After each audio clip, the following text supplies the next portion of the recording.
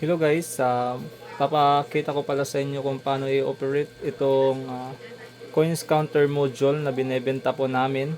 So bali po, ito lang po ang binebenta po sa namin. Ito lang po yung module na to. Ito yung hopper po.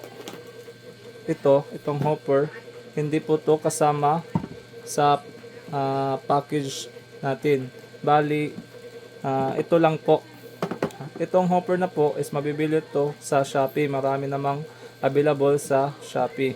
Nga pala, para dun sa naghahanap ng video tutorial or para dun sa gusto mag DIY, may lalabas pa ako na video tutorial regarding sa paggawa nito, kung paano yung wiring connection niya. Sa ngayon, ito lang po muna yung ilalabas ko kung paano gamitin or i-operate yung ating DIY na coins counter module. Bali po ito, kung bibili kayo sa Shopee, nagkakahalaga po ito ng 3,000 plus. Pero kung sa atin, hindi po aabot ng 3,000 plus. At free shipping po doon sa gusto mag payment first. Kung di pa po kami nga sa ngayon nagpapa COD dahil kundip lang po yung ating stock. Bali limited stock lang po ito. Itong coins counter module natin. Yung may dalawang wire lang pala yung coins counter module natin. Ito, yung wire is i-connect to dito sa ating hopper. Kung makikita nyo sa ating hopper, meron siyang lagayan ng slot 4 dito. Dapat yung reed is dito sa may unahan. Bali, ganyan po yung paglagay niya. Ganyan. Then, lagay ng maayos. Then, itong plug ng hopper is dito nyo lalagay. Then plug natin. Bali ganyan po. Dito pala tayo magsisit kung ilang gustong coins yung gusto nyong palabasin sa ating hopper. For example, magsit tayo ng 10 pesos. So dito sa test video natin, meron tayong 20 pesos. Ilagay natin sa hopper. Tapos gusto ko mag-dispense lang ng 10 pesos. So bali, long press lang po natin. Once na mag-blink na yan, ito po yung magiging selector natin. So punta lang tayo dito sa may pangalawang digit, din set natin. Ito yung add din, ito yung minus. Kung 10 pesos, lagay lang tayo 1. Kung 50 naman, 10 o 5 para maging 50 siya. Pero kung gusto nyo is 100, yung number 3 is gawin yung 1 din, ito 00 na. So sa ngayon, since 20 pesos lang yung sample barya natin, so lagay lang natin sa 1 para maging 10. Then proceed tayo. Bali, ganyan lang. Then once na set na, tapos na tayo mag-set, pwede na tayo mag-dispense.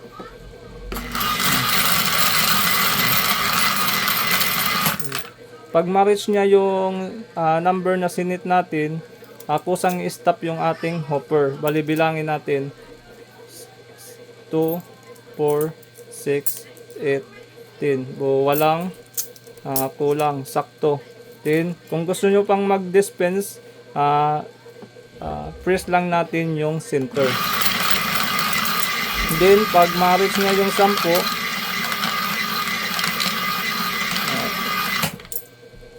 kusang hihinto yung hopper natin. 1, 2, 3, 4, 5. Then 10. Bali, sakto. So, accurate po yung ating coins module. So, example, magpalabas tayo ng 15.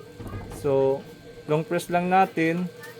So, 15 pesos yung gusto nating i-dispense. Then, punta tayo dito. Diyan, add lang tayo. So, balikan 15. So, 15 po yung i-dispense niya. Then, start lang natin. Tapos, ma-reach niya yung 15, kusang ihinto yung ating dispenser.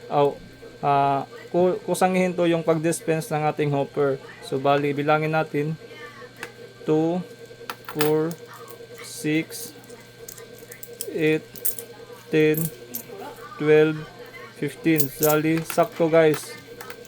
Ngayon naman kung gusto nating bilangin lang yung laman ng ating hopper, so bali magbibilang lang tayo.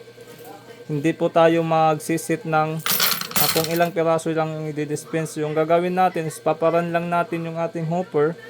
Magsisit tayo dito ng dito is 1. Tapos dito is gagawin nating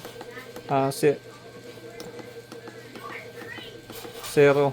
Then bali ito gagawin natin 0. Dapat 1 lang yung ilalagay nyo dito or 5. Basta ito lang yung exit natin dito at dito mga 0 na to. 0. Bali ganyan, nakapag-set na tayo ng ating module. Then dispense natin.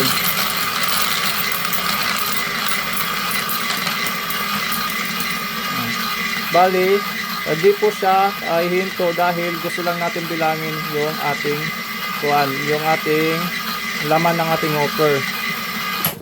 So 20, then 20 itong 20 pesos yung linagay ko. Bali yan lang po. So sa gustong bumili po nito, PM nyo lang po kami. Limited stock lang po ito. No reservation, paunahan lang po. Yung tutorial nito is abang-abang lang dahil gagawin ko pa.